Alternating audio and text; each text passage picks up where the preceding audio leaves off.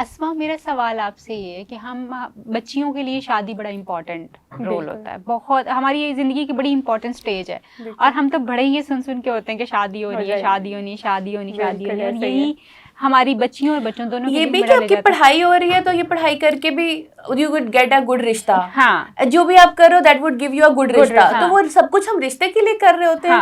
ये चीज अपने माइंड से निकाली बड़ी जरूरी है। लेकिन ये हमें सिखाया जाता है ना कि आप पढ़ रहे हो, कुछ भी बन रहे हो, जैसे आप डॉक्टर हैं, आप आर्टिस्ट हैं, तो ये सारी चीजें फोकस्ड होती है कि आपने जाना है। जब शादी करके ससुराल आई थी तो दिमाग में क्या स्केच था एक के क्या होगा, और क्या लर्निंग्स और टीचिंग्स थी दिमाग में? वो I was 18 when I get married, तो वो एक बचपना था उस वक़्त।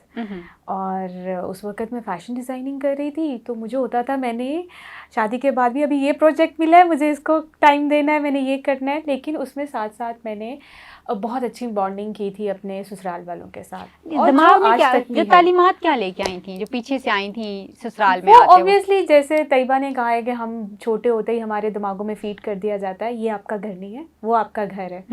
तो वो ही सोच के वो अब हमारा घर है, अब हम वहाँ आराम से रह सकते हैं, हम अपनी मर्जी से रह सकते हैं, जो हमारा दिल करेगा हम पहनेंगे, खाएंगे, पिएंगे, यही समझ आती है और समझाया जा रहा होता है। और जब वहाँ जाते हैं तो समझ आती है कि ये घर भी हमारा अपना नहीं है। यहाँ पे भी लिमिटेशंस हैं, यहाँ पे भी बाउंड्रीज हैं। हर रिश्ते को आपने बाउंड्री क्रिएट करके और तरीके से चलना है।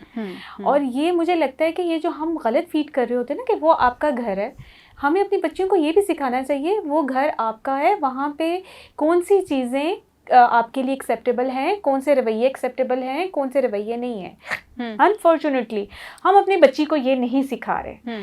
क्यों?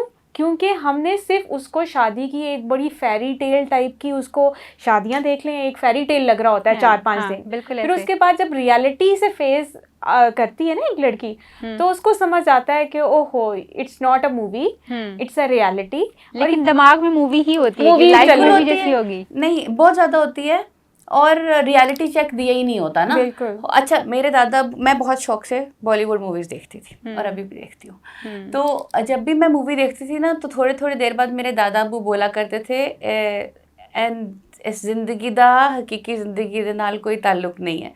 मुझे समझ नहीं आती थी यार, वो इतना अच्छा दिखा रहे हैं, एंड में सब अच्छा हो जाता है। यही कॉन्सेप्ट था कि एंड में सब अच्छा हो जाता है और आप दो जो मियाँ बीवी हैं या जो लवर्स हैं उन्होंने मिलना ही मिलना है। लेकिन रियलिटी चेक इज डिफरेंट। ये आपको प्रैक्टिकल लाइफ में जानने के बाद पता चलता है। ओके,